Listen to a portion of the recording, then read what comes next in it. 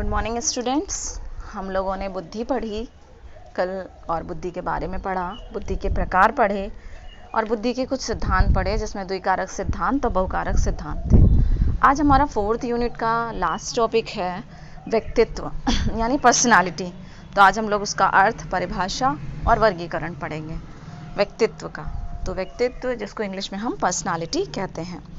व्यक्तित्व बेसिकली है क्या, यानी पर्सनालिटी।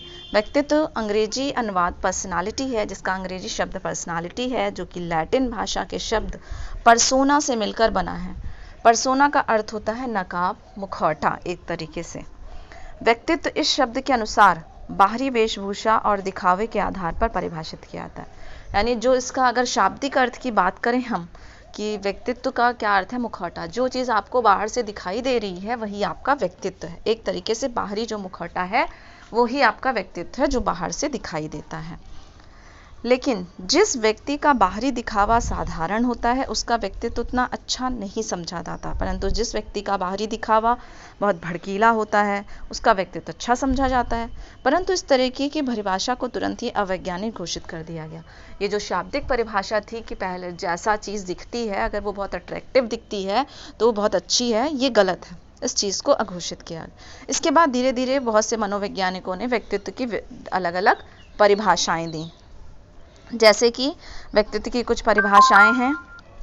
पहली है ऑलपोर्ट के अनुसार, जो कि बहुत ही इम्पॉर्टेंट है, आपके एग्जाम के पॉइंट ऑफ व्यू से आपको परिभाषा दे दी जाएगी और पूछा जाएगा किसके अनुसार। ऑलपोर्ट की परिभाषा यानी ऑलपोर्ट क्या कहते हैं कि व्यक्तित्व उन मनोदैहिक व्यवस्थाओं का गयात्मक संगठन है। उन मनोदैहिक, मनो यानी मन की और दैहिक यानी आपकी ओवरऑल फिजिकल अपीयरेंस की व्यवस्थाओं का गयात्मक संगठन है जो वातावरण के साथ उसके अपूर्व समायोजन को निर्धारित करते हैं। व्यक्तित्व क्या है? उन मनोदैहिक व्यवस्थाओं का गयात्मक संगठन है जो वातावरण के साथ अपूर्व समायोजन निर्धारित करते हैं। ये ऑलपोर्ट की डेफिनेशन है। बोरिंग के अनुसार वातावरण के साथ सामान्य एवं स्थायी समायोजन ही व्यक्तित्व है। जो बोरिंग है उन्होंने कहा कि अगर हम जो हमारा एटमॉस्फेयर है उसके साथ हम एक सामान्य और स्थायी समायोजन जो भी बना लेते हैं वही हमारा व्यक्तित्व है। वैलेंटाइन के अनुसार व्यक्तित्व जन्मजात एवं अर्जित प्रवृत्तियों का योग है। इन्होंने कहा कि अगर कोई चीज़ हमने जन्म से अर्जित की है और कुछ जन्म से ली है, प्राप्त की है कुछ गुण और कुछ अर्जित किए हैं, तो उनका जो मिक्स आया, जो मिश्रित चीज़ आई, वही हमारी व्यक्तित्व है। वुडवर्थ ने कहा व्यक्तित्व व्यक्ति की संपूर्ण गुणात्मकता है। इन्होंने कहा कि जो व्यक्तित्व है वो एक व्यक्ति के अंदर जितने गुण हैं उनकी संपूर्ण गुणात्मकता है। मन के अनुसार व्यक्तित्व एक व्यक्ति के व्यवहार के तरीकों, दृष्टिकोण, क्षमताओं, योग्यताओं, अभिरुचियों की विशिष्टताओं का संगठन है। मन ने कहा कि व्यक्तित्व एक व्यक्ति का जो भी व्यवहार है वो किसने, दृष्टिकोण क्या है उसका, क्षमता क्या है, योग्यता क्या है, अभिरुचियां क्या हैं, उनकी विशिष्टताएं, जो भी उसकी मुख्य विशेषताएं हैं उनका एक संगठन है। ये मन के अनुसार है। आइजेंक ने बताया कि व्यक्तित्व व्यक्ति के चरित्र, चित्रवृत्ति, ज्ञान शक्ति तथा शरीर गठन का करीब करीब एक स्थायी एवं टिकाऊ संगठन है जो वातावरण में उसके अपूर्व समायोजन का निर्धारण करता है।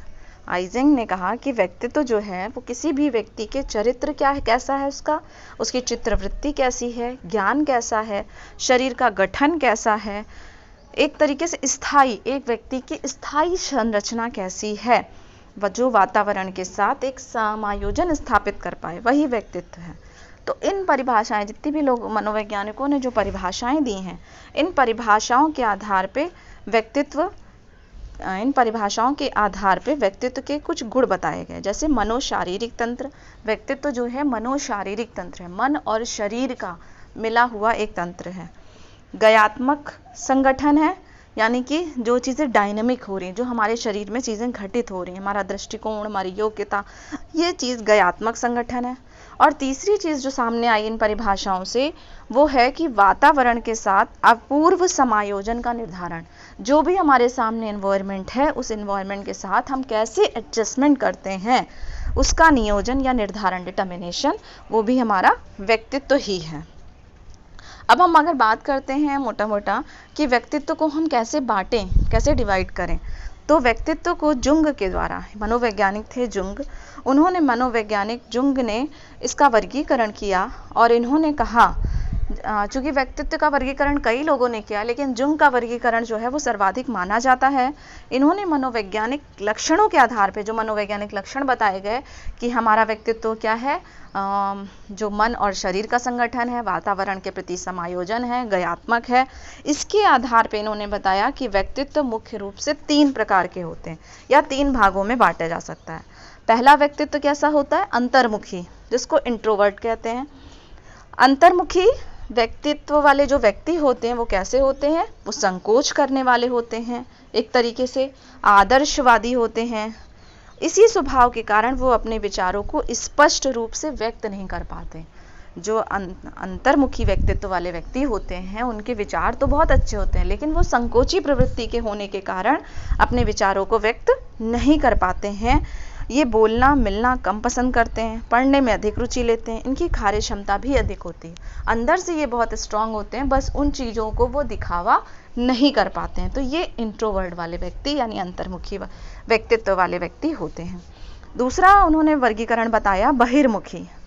बहिर्मुखी ऐसे व्यक्ति जो भौतिक और सामाजिक कार्यों में विशेष रुचि लेते हैं, मतलब इनके अंदर योग्यता हो या ना हो लेकिन ये बाहर का मिलन जुलन बहुत ज़्यादा चाहते हैं और उन चीज़ों में घुल मिल जाते हैं। मेल जोल बढ़ाने वाले होते हैं, वाचाल यानी बहुत बोलने वाले होते हैं, अपने विचार और भावनाओं को व्यक्त करने वाले होते हैं। कैसे भी विचार और भावनाएं वो अंदर नहीं रखते हैं, उनको दूसरों के सामने शेयर कर लेते हैं।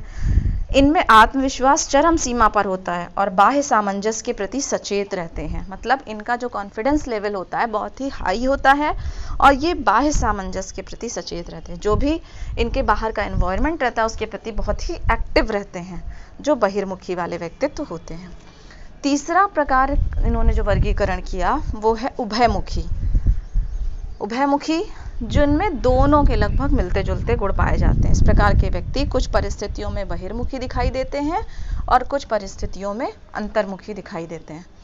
कुछ परिस्थितियों में बहिर्मुखी दिखाई देते हैं, कुछ परिस्थितियों में अंतर्मुखी दिखाई देते हैं। जैसे एक व्यक्ति अच्छा बोलने वाला और लिखने वाला होता है किंतु एकांत में कार्य करना चाहता है, मतलब उसके अंदर बहुत सी एबिलिटी हैं, गुण हैं, विचार अच्छे अच्छे आ रहे हैं, लेकिन वो क्या करता है, वो अकेले में काम करना चाहता है। तो इस प्रकार जुंग ने व्यक्तित्व को 3 भागों में बांटा कि पहला जो प्रकार व्यक्तित्व का होता है वो अंतर्मुखी होता है, दूसरा जो भेद होता है वो आपका पहला अंतर्मुखी, दूसरा बहिर्मुखी और तीसरा जो इन दोनों को मिक्स करता हो जो कि उभयमुखी होता है। ठीक है, तो इस तरीके से पर्सनालिटी हमने पढ़ी। अगर हम शाब्दिक अर्थ की बात करते हैं तो पर्सनालिटी मुखौटा यानी जो बाहरी चीज़ें दिखें, लेकिन मनोवैज्ञानिकों ने ये शाब्दिक परिभाषा को गलत साबित किया। उन्होंने कहा ज़रूरी नहीं जो चीज़ बाहर से दिखाई दे वो अंदर भी वैसी ही हो, तो व्यक्तित्व वो नहीं है जो बाहर से दिखाई दे। पर्सनालिटी किसी व्यक्ति की पर्सनालिटी ओवरऑल क्या है, मनोशारीरिक यानी आपके मन और शरीर दोनों का क्या है, गयात्मक संगठन है।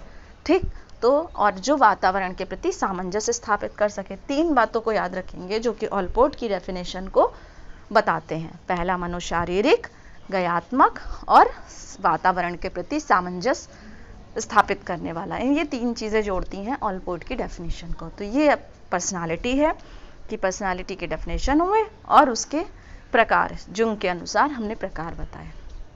आगे का इसका कि पर्सनालिटी को किस तरीके से मापा जाए, उसके असेसमेंट के कौन कौन सी विधियां हैं वो हम लोग